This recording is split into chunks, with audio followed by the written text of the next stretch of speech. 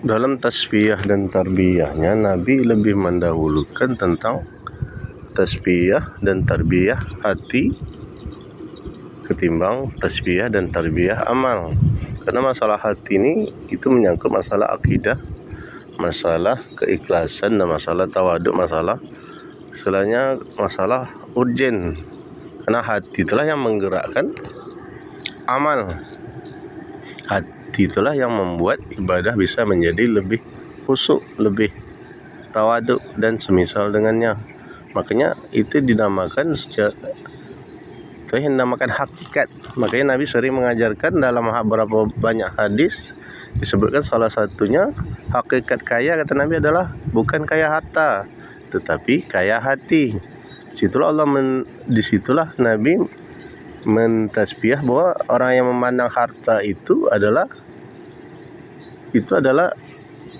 pemandangan yang tidak benar, karena yang dipandang itu adalah kekayaan pada hati yang kaya. Kalau hati udah kaya, di saat dia pun kaya harta, dia akan beramal, berdakwah dengan hartanya. Di saat dia miskin pun dia akan bersabar dengan kemiskinannya. Itulah kaya hati. Beda orang yang tidak kaya hati, di saat dia kaya ia poya-poya, hura-hura, dia maksiat dengan hartanya. Di saat dia miskin dia mengeluh, malah berbuat maksiat dengan kemiskinannya. Dalam hadis lain disebutkan Nabi, orang yang kuat itu adalah bukan orang yang kuat menang bergulat, dia orang yang mampu menahan emosinya. Di situ Nabi mentasfiyah tentang masalah orang memandang sesuatu dari sisi kekuatan, padahal kekuatan itu banyak orang yang kuat tapi ia tidak beriman. Dia kuat secara fisik tapi dia tidak beriman, tidak beramal. Tapi saat orang mampu menahan emosinya, tentu dia hatinya bagus, kualitas hatinya bagus. Di situ mungkin dengan kualitas hati yang bagus tentu lebih mudah untuk dia beriman dan untuk dia beramal. Tapi di saat orang emosi, di saat dia beramal, amalannya pun tidak akan khusyuk, perbuatannya pun tidak bisa terkontrol dan akan menimbulkan maksiat dan semisal dengannya. Maka disebutkan dalam hadis lain, Nabi mengajarkan juga hakikat orang yang muflis itu, orang yang bangkrut adalah orang yang bukan orang yang bangkrut harta, orang yang bangkrut dari perniagaannya, tapi orang yang bangkrut karena banyaknya kezaliman yang ia lakukan di dunia. Dia punya banyak amal, tapi di sisi lain dia punya banyak kezaliman. Ia menzalimi orang lain, entah mengambil harta orang lain, atau menyakiti orang lain, atau menghina orang lain, sehingga di akhirat besok amalnya habis untuk menutupi kezaliman yang telah ia lakukan kepada orang lain. Atau di saat dia tidak punya amal, maka dosa orang yang dizaliminya akan pindah kepada dia.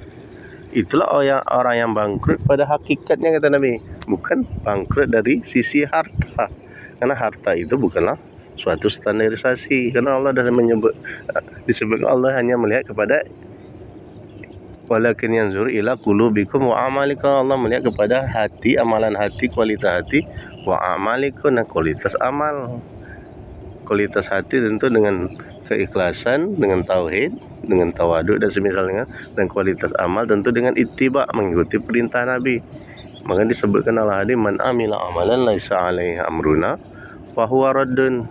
Barang siapa yang melakukan amal tidak ada perintahnya dari kami, tertolak. Jadi amalan hati pun yang tidak mengikuti perintah dari Nabi, yaitu dari segi tauhid, dari segi keimanan, dari segi keikhlasan, pun akan termasuk kepada bagian ini, tak diterima, tertolak, tidak mengikuti ketetapan dari syariat dalam keimanan, keikhlasan, dalam ketauhidan dan semisal dengannya.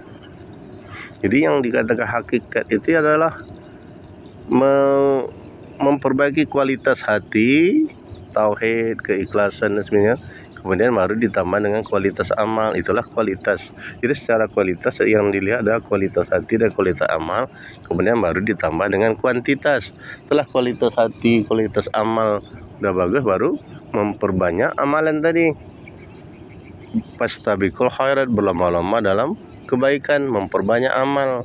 Tentu amal yang disyariatkan, bukan amalan yang tidak disyariatkan, bukan amalan bid'ah, bukan amalan syirik, bukan amalan yang mengandung maksiat.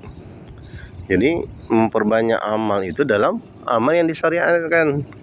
Karena amal yang tidak disyariatkan tidak diterima. Sebanyak apapun tidak ada. Syirik akan menghapus segala amal, sedangkan bid'ah itu tertolak dan diancam dengan neraka.